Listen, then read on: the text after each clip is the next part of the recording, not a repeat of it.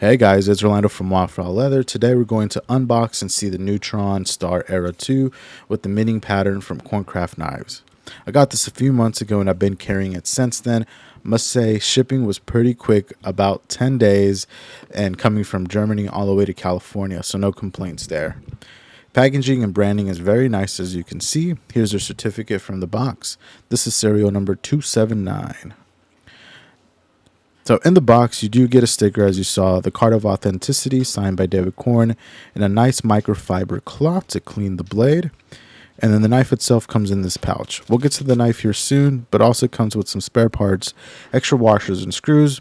I don't really plan to take it apart, but nice to have just in case. So here it is. It's sure a great looking pocket knife. The minning or the milling pattern on the handles look amazing, and this is what got my attention. Not to go too deep into the specs, but here's some of the bullet points. The blade is made out of S35 VN steel with a hollow point grind. The scales and the deep pocket clip are made out of titanium, and this is the thumb pin version. The other variant is the nail groove without the thumb pin or thumb stud. Not so shameless plug, but here's the tunnel rock slip that I make. This is in buck brown, and the Neutron Star fits perfectly. These are available in the shop and available in various other colors and with a pen loop option. Here's some side-by-side comparisons with the Benchmade bug out. This is a full-size version.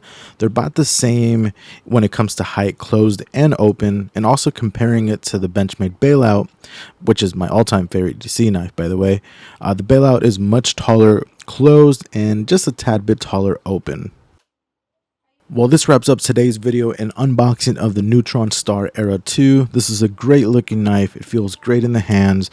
The pattern makes this guy stand out, and paired with the titanium scale, it just makes it a must-have for my collection. Leave a comment down below if this is something you would pick up, or if you already have it, what's your dislikes about it. Thanks for watching today's video, and I'll catch you guys on the next one. Peace.